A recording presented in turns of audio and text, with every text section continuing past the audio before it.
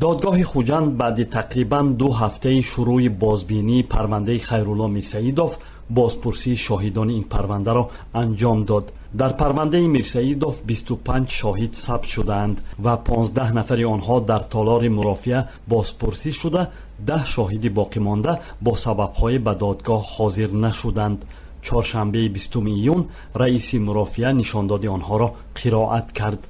در این روز مرافعه جبردیده عالم زاهدزاده سابق سردار ریاست جوانان سوخت حضور نداشت و با درخواست وکیل مدافعش مرافعه به زیر حمایه اش صورت گرفت. برخلاف روز 20 ایون که مرافعه دادگاهی ژورنالیست و رهبر گروه حاضر جوابانی KVN تاجیکستان خیرالله میرسعیدوف یک رنگ گذشت، در بازبینی پرونده او روز سه‌شنبه 19 ایون ظاهراً یک گردشی نو رخ داد. سرمحاسب ریاست جوانان سوخت گفت که خیرالله میرسعیدوف ژورنالیست و رهبر KVN تاجیکستان تا ماه دکبر سال 2017 قرض بر دوش نداشت و مشکل بعد بازداشت میرسعیدوف پیش آمد. نوری ترسونووا سرمحاسب ریاست جوانان روز 19 ایون ضمن بازپرسیش در دادگاه خوجند به حیث شاهد گفت که میرسعیدوف در آخر سال گذشته تنها حدود 17,500 سامانی قرض داشت و وعده کرده بود که به زودی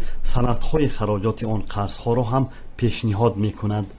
ولی ماه دکبر مقامات او را بازداشت کردند و در پی با سنجش او را برای از خود کردن یا اسراف حدود 125,000 سامانی مبلغ‌های از بودجه برای KVN تاجیکستان جدا گردیده عیبدار نمودند.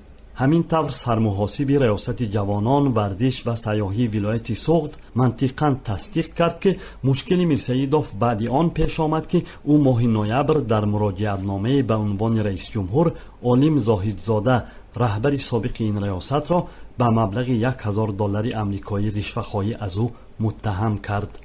زاهدزاده این ادعا را بی‌پایه نامید و از پایمال شدن شأن و شرفش از سوی میرسعیدوف با پنهان شدن این خبری به قول او بر دروغ به دادستانی ولایت سوخت شکایت برد. مقامات به تحقیق این قضیه پرداخته میرسعیدوف را دستگیر و علیهش پرونده جنایی باز کردند. دادگاه خوجند روز 20 ایون ادامه مرافعه پرونده خیرالله میرسعیدوف ژورنالیست و رهبر گروه KVN تاجیکستان را به روز دوشنبه 25 ایون گذاشت. انتظار می رود دوشنبه 25 ایون در دادگاه خوجند مسئولین انجام سنجش خرچهای پولی خیرالله میرسعیدوف و گروه KVN پرسیده شوند.